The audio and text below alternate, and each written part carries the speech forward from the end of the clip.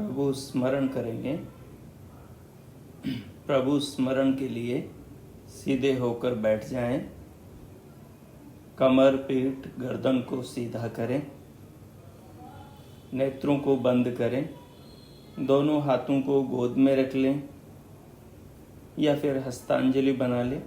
जैसा भी आपका भाव हो मन का वैसे कर लें और मेरे साथ मिलकर परमपिता परमात्मा के निज नाम ओम का 2-3 बार मधुर कंठ से मीठे भाव से सराबोर होकर जप करें, स्मरण करें।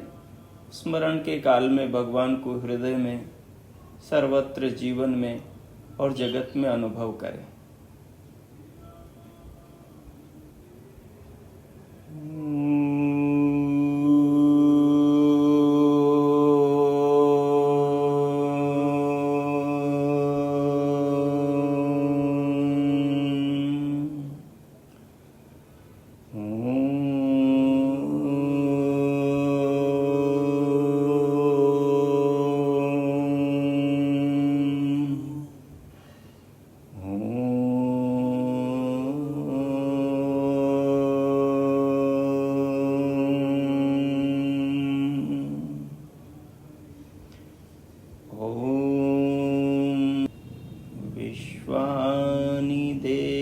सवितर्दुरितानि परासुव यद्भद्रं तन्न आसुव असतो मा सद्गमय तमसो मा ज्योतिर्गमय मृत्युर्मामृतं गमय। ओम शांति शांति शांति। ओम। दोनों हथेलियों का परस्पर घर्षण करें, मुखमंडल का स्पर्श करें। उंगलियों के मध्य से पलकें खोलते हुए भीतर से बाहर आए। ओम।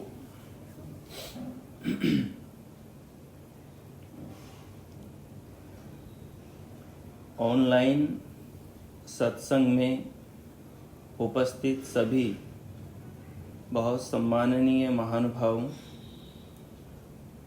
वंदनीय मातृशक्ति, आर्यभद्र पुरुषों, युवा मित्रों और बहनों, इस कार्यक्रम के संचालक महोदय, अध्यक्ष महोदय, सभी इस कार्यक्रम के अधिकारी पदाधिकारी गण और आर्य समाजों के समस्त जुड़े हुए महानुभाव, आज का हमारा सत्संग का विषय है ईश्वर भक्ति से दुख निवृत्ति और सुख प्राप्ति कैसे करें। ईश्वर की भक्ति से दुख की निवृत्ति और सुख की प्राप्ति कैसे करें। ईश्वर की भक्ति ही सर्व दुख निवृत्ति और समस्त ज्ञान, सुख और समृद्धि का मूल है। ईश्वर की भक्ति ही समस्त दुखों की निवृत्ति और समस्त ज्ञान, सुख और समृद्धि का आधार है, मूल है। ईश्वर का उपदेश ही ईश्वर का आदेश है। ईश्वर का उपदेश ही ईश्वर का आदेश है और ईश्वर का आदेश ही हम मनुष्यों का कर्तव्य कर्म है। ईश्वर का उपदेश ही ईश्वर का आदेश है। ईश्वर का आदेश ही हम सबका कर्तव्य कर्म है। परमात्मा के बताए उपदेश दिए ज्ञान के अनुसार जीवन को जीने से ही मनुष्य का इहलोक और परलोक, वर्तमान जीवन और भावी जन्म सफल होता है। ये सब किससे होता है? भक्ति से होता है। भक्ति क्या है, इस तत्व को समझने की बहुत आवश्यकता है। भक्ति का अर्थ है अनुराग, भक्ति का अर्थ है जुड़ाव, भक्ति का अर्थ है समर्पण, भक्ति का अर्थ है श्रद्धा, भक्ति का अर्थ है आस्था। किसमें आस्था, किसमें श्रद्धा, किसके साथ में जुड़ाव? परमात्मा के साथ जुड़ाव, परमात्मा के साथ भावना, परमात्मा में समर्पण का नाम ही भक्ति है। और भक्ति को भगवान वेदव्यास ने महर्षि पतंजलि के एक सूत्र के माध्यम से खोलते हुए क्या कहा है? महर्षि पतंजलि कहते हैं ईश्वर प्रणिधानात् वा। वहाँ प्रसंग चल रहा था मुक्ति की प्राप्ति का, समाधि की प्राप्ति का, समाधि के फल की प्राप्ति का। समाधि का जो फल है, मुक्ति की जो प्राप्ति है, वो कैसे होती है? तो कहा ईश्वर के प्रणिधान से। तो ईश्वर के प्रणिधान का तात्पर्य क्या है? तो उसको खोलते हुए भगवान वेदव्यास क्या कहते हैं? भगवान वेदव्यास कहते हैं कि भक्ति विशेष का नाम ईश्वर प्रणिधान है, और भक्ति विशेष के द्वारा आवर्जितः ईश्वर तम अनुगृणाति अभिध्यान मात्रेण।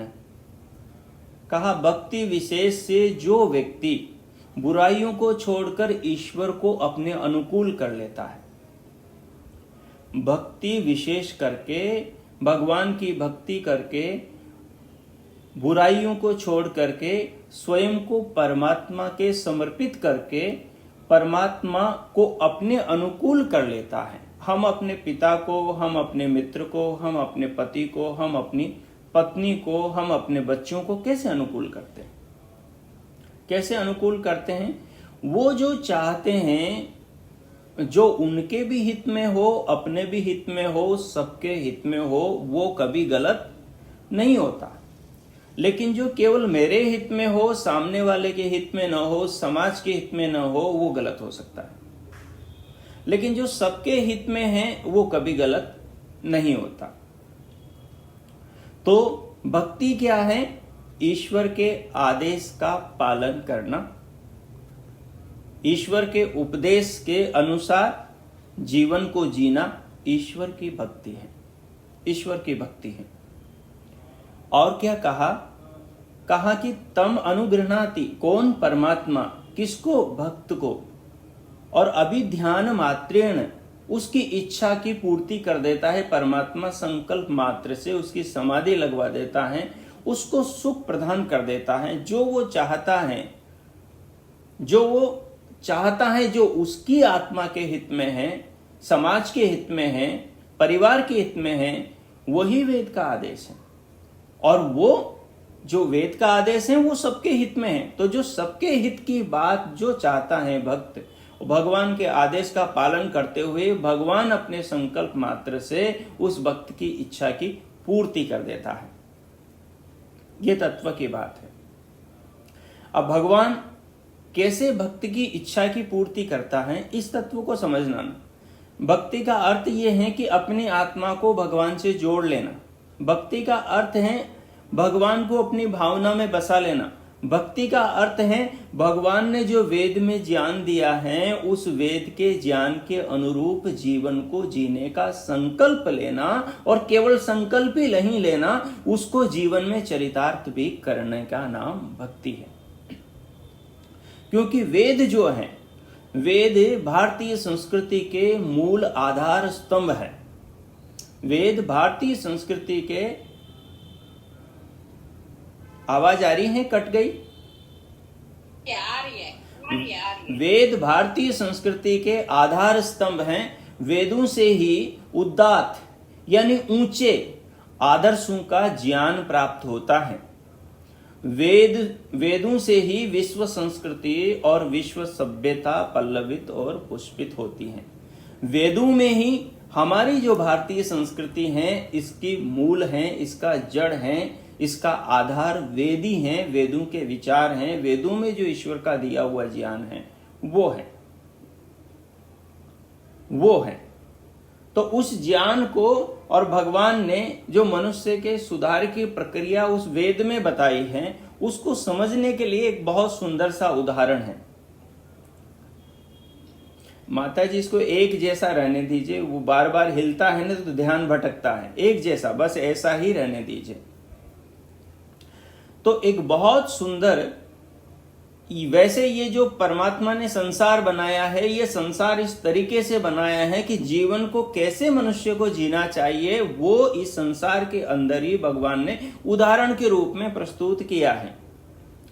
तो संस्कृति को समझने के लिए किस प्रकार से संस्कृति यानी संस्कारों से यानी वेद में बताई हुई बातों से मनुष्य के जीवन का निर्माण होता है, उस तत्व को समझने के लिए संस्कृति का मतलब संस्करण, शुद्धि, परिष्कार है, संशोधन करना है, ठीक करने का नाम ही संस्कृति है। बुराई को निकालना और अच्छाई को धारण करने का नाम संस्कृति है। ठीक है। और ये कब होता है? जब भगवान की भावना में भक्त हो, जब भगवान के प्रेम में भक्त हो, जब भगवान की श्रद्धा में भक्त हो, जब भगवान के प्रति आस्था भाव में भक्त हो, भक्त का मन भगवान से जुड़ा हो, भगवान में रमा हो, भक्त के हृदय में परमात्मा के भाव बने हुए हो, तभी भक्त इस प्रकार का काम कर सकता है, तभी अपने अंतकरण को शुद्ध कर सकता है, तभी अपने भौतिक जीवन को सुखमय बना सकता है, और जो वेद के आधारित जिसको समृद्धि, सुख, वैभव, संपत्ति कहा उसको प्राप्त कर सकता है। उसको समझने के लिए समझना होगा हमें संस्कृति अर्थात कल्चर। तो संस्कृति को समझने के लिए हमें कृषि को समझना होगा, एग्रीकल्चर को समझना होगा। कृषि के द्वारा हम संस्कृति को समझ सकते हैं, एग्रीकल्चर से हम कल्चर को समझ सकते हैं। तत्व की बात क्या है कि जिस प्रकार से बीज बोने के लिए किसान क्या करता है, सबसे पहले भूमि का परिष्कार करता है, भूमि का शुद्धिकरण करता है। भूमि में जो खरपतवार, कंकड़, पत्थर, इधर उधर के जो चीजें पड़ी होगी उन सबको निकालता है और भूमि को शुद्ध करता है। भूमि को शुद्ध करने के बाद में फिर उसमें बीज बोता है, बीज बोता है और बीज के आसपास, बीज के अंकुरित होने पर, उगने पर उस पौधे के आसपास के घास फूस को भी निकाल करके बाहर फेंकता है। ठीक इसी प्रकार से इस संस्कृति को भी अपने जीवन में लाया जाता है। संस्कृति के बीजों को भी, संस्कारों के बीजों को भी अपने भीतर बोने के लिए मनुष्य को अपने भीतर की जो गंदगी है उस गंदगी को बाहर निकालना पड़ता है। भगवान ने इस विज्ञान को यजुर्वेद के एक मंत्र में बताया। महर्षि स्वामी दयानंद जी महाराज ने उस मंत्र का अपने वेदों के भाष्य में हर अध्याय के आरंभ में उल्लेख किया। विश्वानि देव दुरितानि परासुव यद भद्रम तन्न आसुव। तो ये जो दुरितानि परासुव और यद भद्रम तन्न आसुव, यही संस्कृति का सूत्र है, यही भारतीय संस्कृति है कि दुरितानि परासुव, जो कंकड़ पत्थर हैं, जो इस किसान ने अपनी भूमि के अंदर बिखरे हुए थे, वो घास फूस को, कंकड़ पत्थर को उतार कर बाहर फेंक दिया।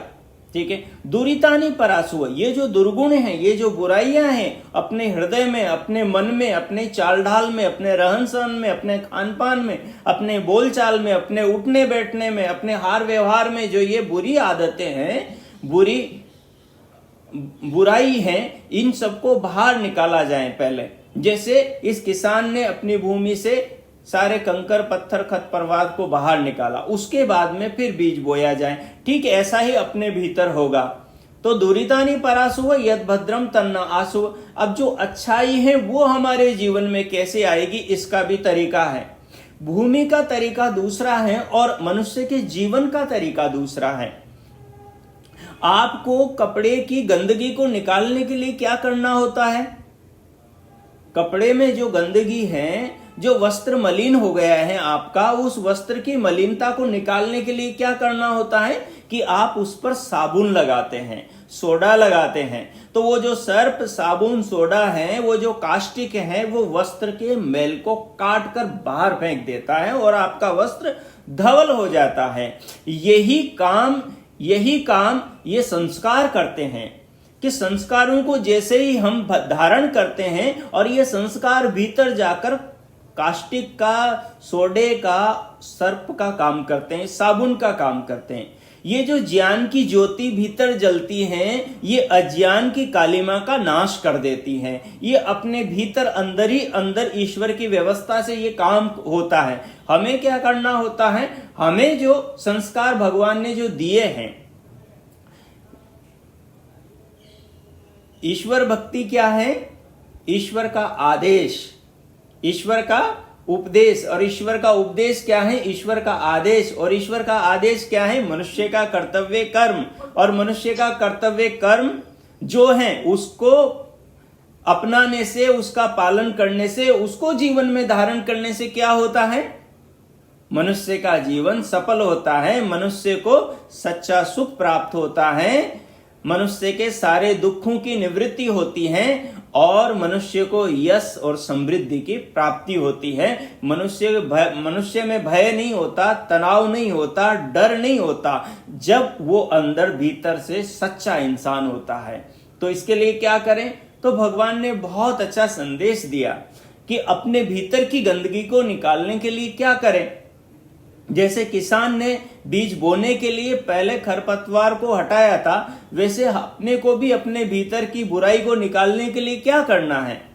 हमें क्या करना है कि जैसे भगवान ने कहा, भद्रम कर्णेभिः शृणुयाम देवा, भद्रम पश्येमाक्षभिर्यजत्राः, स्थिरैरङ्गैस्तुष्टुवांसस्तनूभिर्व्यसेमहि देवहितं यदायुः। प्रभु क्या कह रहे हैं कि कानों से भद्र सुनो, अच्छा सुनो। जब अच्छा भीतर जाएगा तो बुरा भीतर से निकलेगा। आपके नाली में गंदगी जमा हो गई है, तो अब क्या करते हो आप? नाली में गंदगी जमा हो गई तो क्या करेंगे आप? उसमें स्वच्छ पानी डालेंगे, तो साफ पानी से गंदगी बहकर निकल जाती है। यही करते हैं हम। तो यही अंदर होगा। जब आपकी अच्छाई भीतर जाएगी, जब सद्गुण भीतर जाएंगे, अच्छे विचार भीतर जाएंगे, तो भीतर की बुराई को बाहर निकालेंगे, भीतर के बुरे विचारों को बाहर निकालेंगे। ये अच्छे विचार ही मार्जनी का काम, झाड़ू का काम करते हैं। ये हमारे हृदय को शुद्ध और पवित्र बना देते हैं, शुद्ध और पवित्र बना देते हैं। तो प्रभु ने क्या कहा? पहले तो कहा भद्रम कर्णेभिः शृणुयाम। बोले जो अच्छी बातें हैं कानों से, उन्हीं अच्छी बातों को सुनना। आज हम क्या क्या सुन रहे हैं कानों से, या हमें विचार करना है। जैसा व्यक्ति सुनता है वैसा व्यक्ति होता है। दूसरी बात आगे क्या कही? आंखों से भी भद्र देखना है, अच्छी चीजें देखनी है, अच्छाई की भावना से चीजों को देखना है।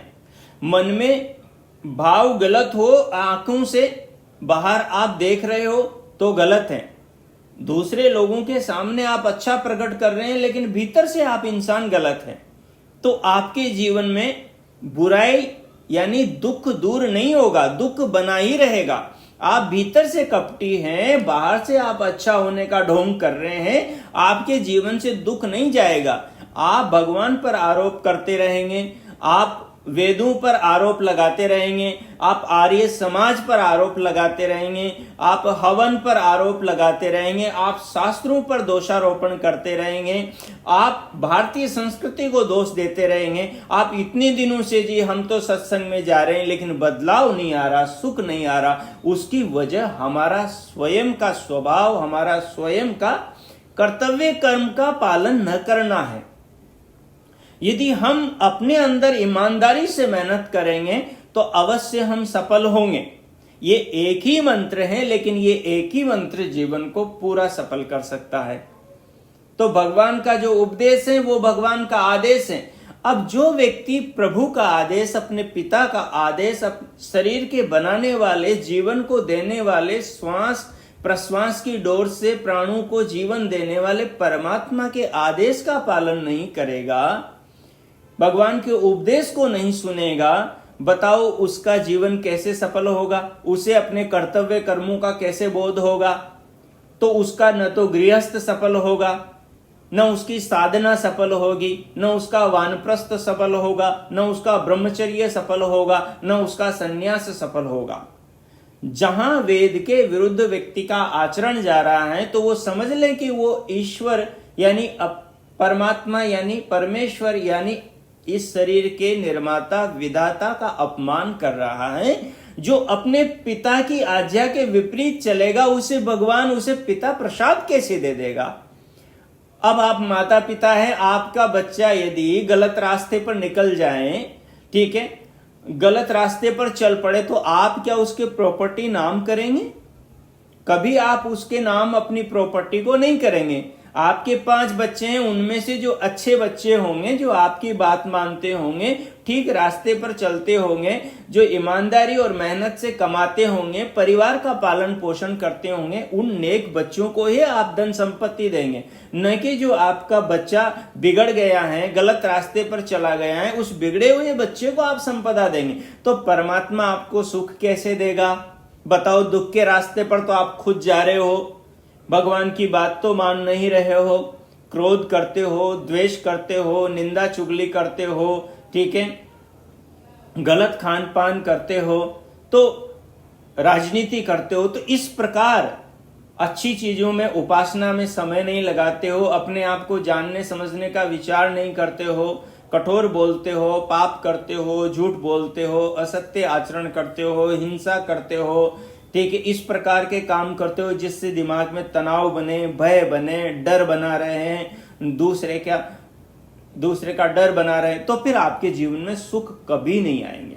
सुख कब आएंगे? ईश्वर के उपदेश को आदेश मानकर तदनुसार अपने कर्तव्यों का निर्वाह करने से ही जीवन के अंदर सुख आएंगे। सुख का और कोई रास्ता नहीं है। तो देखिए प्रभु ने क्या कहा।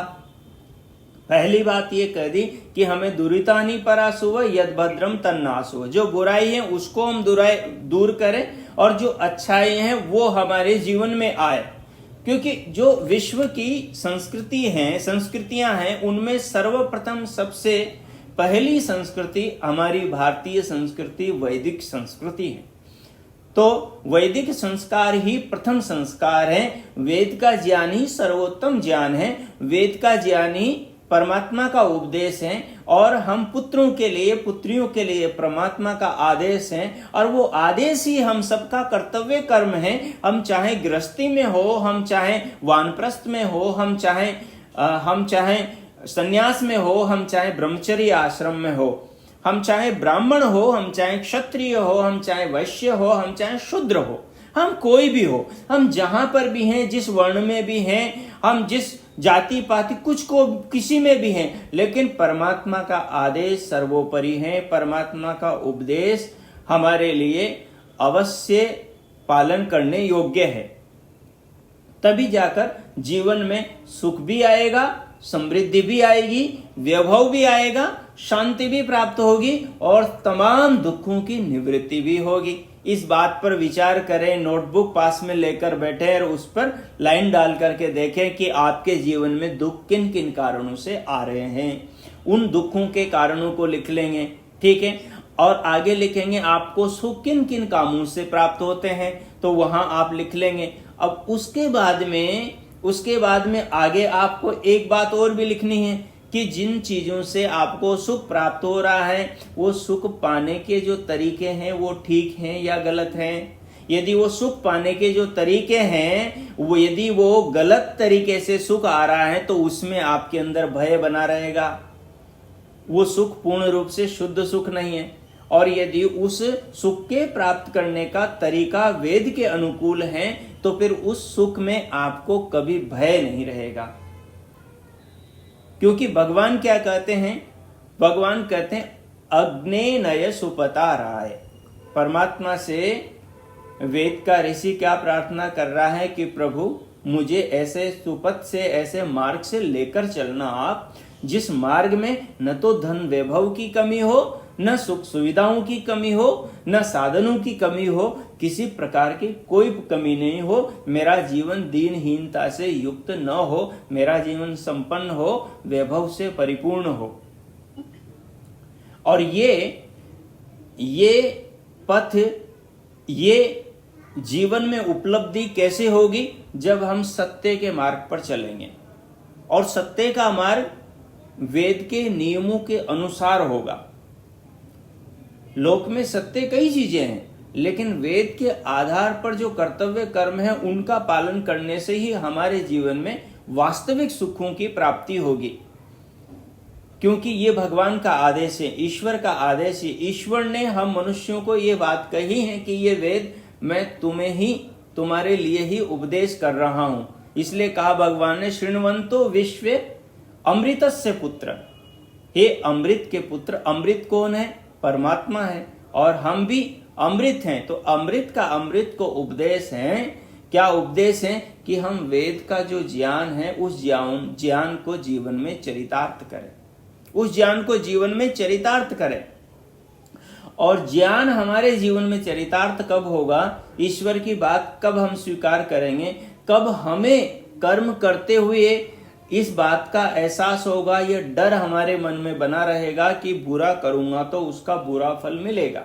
जब हम हृदय में परमात्मा को बिठाए रखेंगे, यानी हम भक्ति के मूड में, भक्ति की भावना में कर्मों को करेंगे, जब हम भगवान के प्रति स्वयं को समर्पित हो करके भगवान से अपने आप को जोड़ करके कर्मों को करेंगे, तब जाकर ही हमारे जीवन के अंदर दुखों की निवृत्ति होगी और हमें सुखों की प्राप्ति और समृद्धि की उपलब्धि होगी।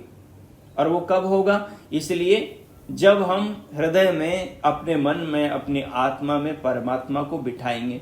इसके लिए यजुर्वेद में 2 अध्याय में 13वें मंत्र का एक वाक्य है, जिसमें यजुर्वेद के ऋषि महर्षि वायु के हृदय में देखिए परमात्मा क्या कह रहे हैं कि संसार में जो ये अमृत जो पुत्र मनुष्य है, मानव है, ये अच्छे रास्ते पे, सुपथ पर कब चलेगा, कब ये स्वस्ति के मार्ग पर चलेगा? तो कहा, विश्वे देवासह इह मादयन्ताम ओम प्रतिष्ठा। जब हम अपने हृदय में ओम की प्रतिष्ठा करेंगे, परमात्मा को स्थापित करेंगे, परमात्मा की भावना जब हमारे हृदय में बनी रहेगी, क्योंकि परमात्मा तो हमसे जुड़ा ही है, हर समय जुड़ा है, हमारे भीतर, हमारे अंदर, हमारी देह में, सर्वत्र, और संपूर्ण विश्व में, संपूर्ण ब्रह्मांड में परमात्मा तो सर्वत्र है। लेकिन जब हम परमात्मा की भावना में रहेंगे, जब हम अपनी आत्मा को परमात्मा की भावना से युक्त करेंगे, तभी हम भक्ति के अंदर आएंगे, तभी हम भक्ति की भावना में प्रवेश करेंगे। जब हम भक्ति की भावना में प्रवेश करेंगे, तभी हमारे जीवन में बुराइयों का नाश होगा, तभी हम बुराइयों से डरेंगे। क्योंकि तब हमारे मन में क्या बने रहेगा कि परमात्मा मुझे देख रहा है। जब हमने ओम प्रतिष्ठा, ओम की प्रतिष्ठा, ओम की स्थापना अपने हृदय में कर दी, तो उसके बाद में जो भी बोलेंगे, जो भी होठों से, भीतर से, बाहर वाणी से निकालेंगे, तो निकालने से पहले जो ओम वो भीतर बैठा है उसकी हमें याद आएगी, उसका हमें ध्यान आएगा, प्रभु भीतर बैठे हैं, मुझे कैसे बोलना है। जब हम कुछ सुनेंगे तो उस ओम का जो उपदेश वेद में है, भद्रम करनी भी, उस उपदेश का ध्यान आएगा। देखो, भीतर बैठे उस परमात्मा ने वेद में मुझे क्या आदेश दिया है कि मुझे भद्र सुनना है।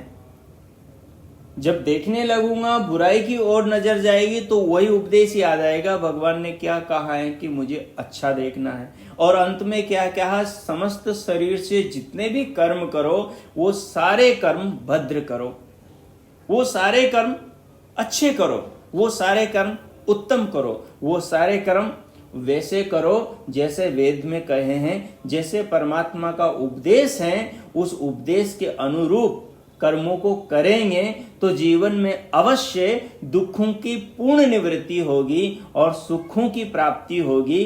घर परिवार में धन वैभव की कोई कमी नहीं रहेगी, खूब समृद्धि होगी। भगवान क्या कहते हैं? अब आप वेद के उपासक तो बन गए, लेकिन मेहनत नहीं करेंगे, ऐसी में बैठे रहेंगे, तो फिर बताओ आपके जीवन में दुख आएगा कि नहीं आएगा? पैसा कहां से आएगा? अच्छा खाना चाहते हो, अच्छा पहनना चाहते हो, अच्छे कार मोटर में घूमना चाहते हो, बहुत किताबें पढ़ना चाहते हो, लेकिन पैसा कहां से आएगा कर्म नहीं करोगे तो? इसलिए प्रभु ने क्या कहा? प्रभु ने कहा कि मैंने बनाया सब तुम्हारे लिए है, लेकिन तुम्हारे लिए जो बनाया है उसको तुम्हें कर्म करके ही प्राप्त करने का अधिकार है, किसी का छीनने का अधिकार नहीं है। छीनोगे तो नरक का रास्ता है, दुख का रास्ता है। ठीक है, ऐसे तो संसार में कोई किसी को जीने नहीं देगा। तो भगवान ने एक अच्छी व्यवस्था बनाई। और प्रभु क्या कहते हैं? प्रभु कहते हैं कुर्वन्यवेह कर्माणि,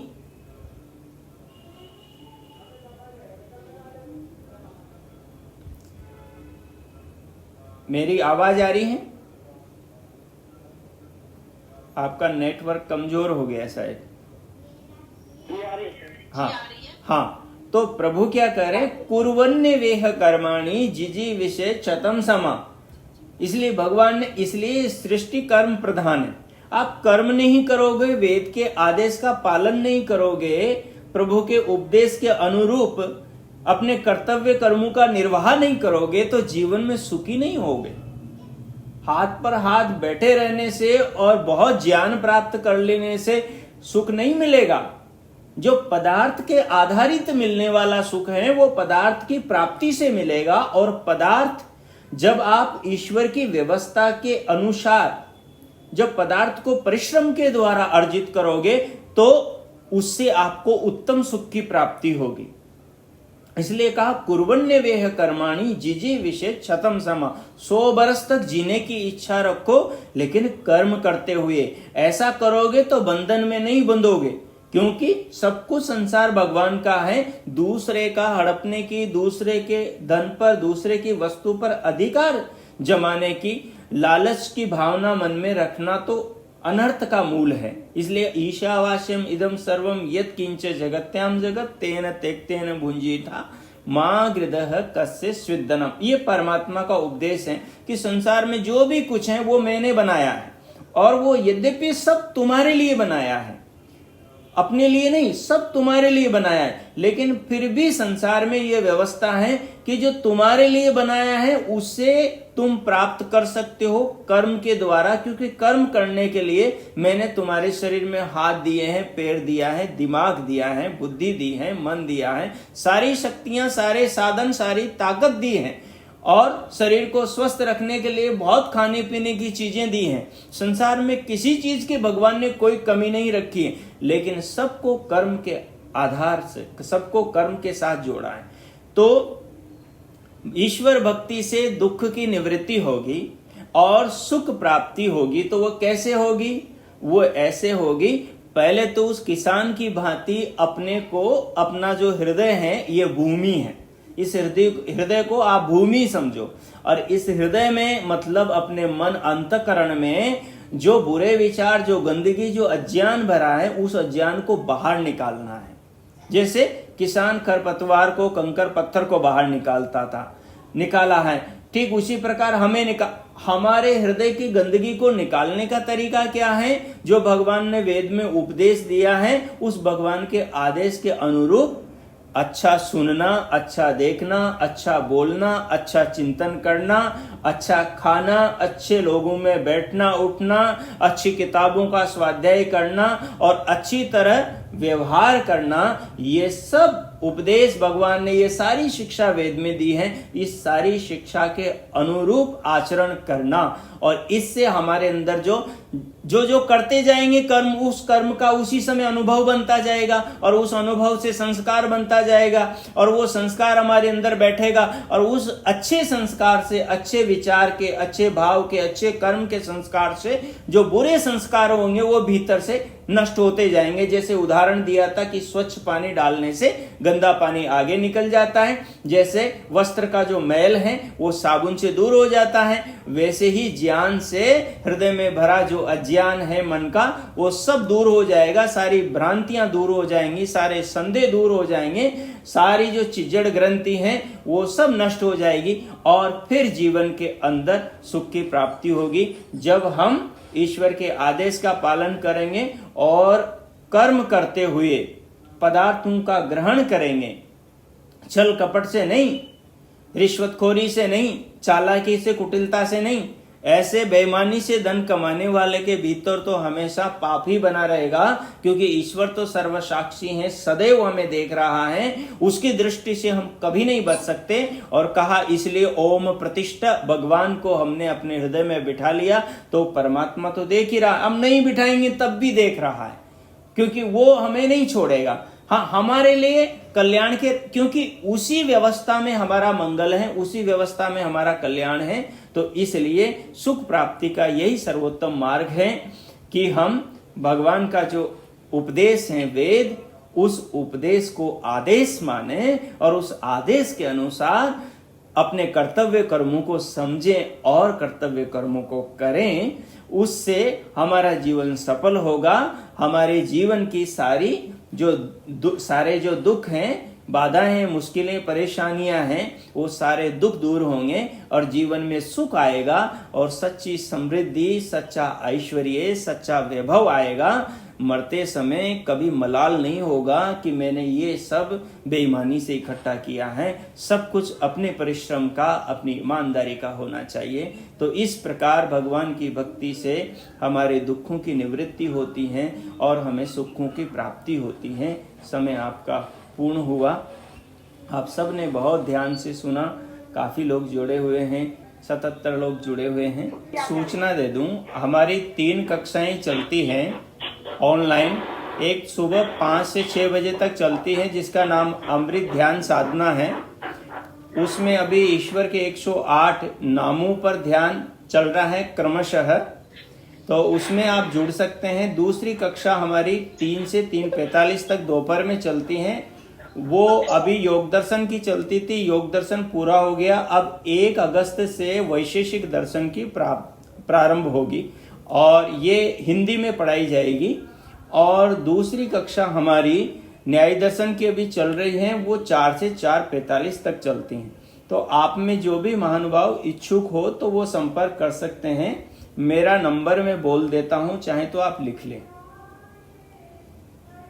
9414286575 94 14 28 65 75। ठीक है। ओम। बहुत बहुत धन्यवाद आचार्य।